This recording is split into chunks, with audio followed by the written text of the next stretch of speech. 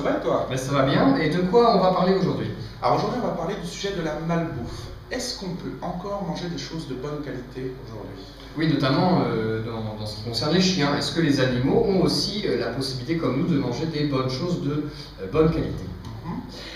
La malbouffe, c'est avant tout, à mon avis, un problème écologique. Les animaux industriels polluent la planète. Alors en ce qui me concerne, je pense que la malbouffe, c'est d'abord une question de volonté. La volonté des personnes de cuisiner, de faire quelque chose qui soit bon, de prendre le temps d'être ensemble. La volonté, mais les gens ne sont pas informés sur la qualité des produits qu'ils mangent. Alors là, je crois qu'il faut arrêter de croire au Père Noël. Les gens ne veulent pas en soi s'informer, et donc c'est pas la peine de les y obliger à tout prix. Je crois que vraiment on revient à la clé de ce débat. La clé, c'est la volonté des personnes de bien s'alimenter. Voilà, merci Benoît. Donc, la malbouffe. Merci Jean-Maxime.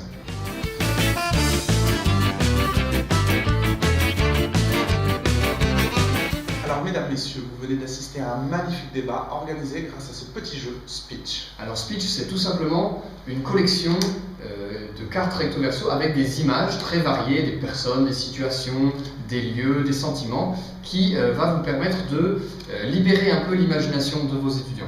Et donc, en classe de langue, libérer la parole.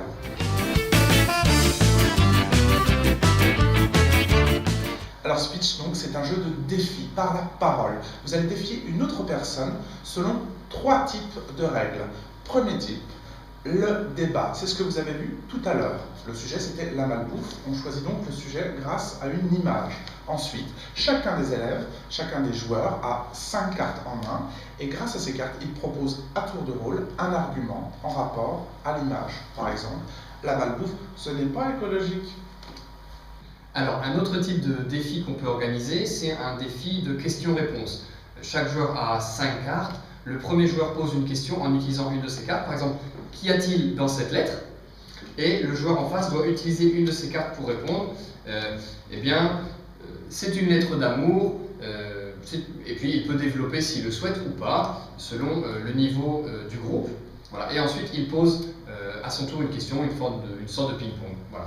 Alors, troisième type de défi, l'histoire. À partir de 5 cartes qu'on va piocher au hasard, on va raconter une histoire. Ce qui est intéressant dans ces cartes, c'est que à la fois elles permettent de libérer la parole et d'un autre côté, elles imposent une parole, puisque si vous avez cette carte, vous devez l'utiliser.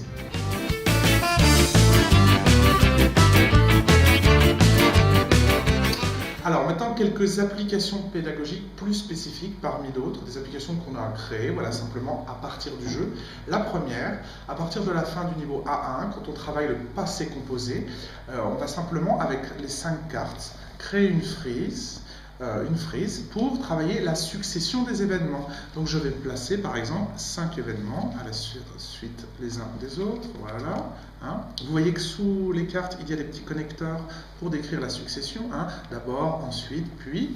Donc on peut assister pour que les élèves les utilisent, voilà. Et donc à partir de ces 5 cartes, ils peuvent, en leur apportant bien sûr le vocabulaire nécessaire, si besoin, ils peuvent donc décrire 5 phrases au passé composé. Il a rencontré une jolie fille, il est tombé amoureux, etc., etc., etc. Alors, une autre application qui peut être intéressante pour vos cours, c'est d'utiliser Speech comme un brise-glace, c'est-à-dire qu'on va poser sur la table un certain nombre de cartes, et puis chaque étudiant va choisir la carte qui le représente le mieux, par exemple le gâteau, le chien, la montagne, le martien, pour des raisons qui leur sont personnelles. Et puis les autres étudiants vont essayer de deviner quelle carte les autres ont choisi.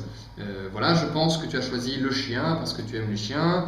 Je pense que tu as choisi la carte de la montagne parce que cet été tu étais en vacances dans l'Himalaya. Voilà, on peut répéter cette formule de différentes manières. C'est très adaptable, c'est le gros avantage de Speech. Alors, une autre application pédagogique encore pour travailler les connecteurs logiques. Par exemple, ici on a des connecteurs pour exprimer le but. On peut tout à fait proposer ça aussi pour la concession, l'opposition, la cause, la conséquence, etc. Vous donnez aux élèves plusieurs cartes et un connecteur, et ils doivent faire une phrase en associant 2 cartes grâce au connecteur. Par exemple, il a acheté un hamburger dans le but de nourrir son chien. Elle s'est occupée des enfants afin que son mari puisse aller en discothèque. Et enfin, elle a pris sa voiture pour aller faire changer son dentier. Et voilà.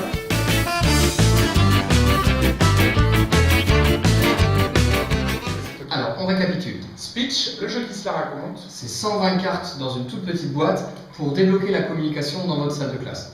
Et donc ça coûte aux environs de 10 € et c'est édité chez Cocktail Game. Vous le trouverez sans problème sur internet, on vous a mis tous les liens en dessous. Sur notre site, vous trouverez une fiche pédagogique avec tout ce qu'on vous a montré et d'autres exploitations pédagogiques. Et puis on vous dit à bientôt pour de prochaines vidéos, de prochains jeux testés et des applications pédagogiques. Voilà, à bientôt. À bientôt.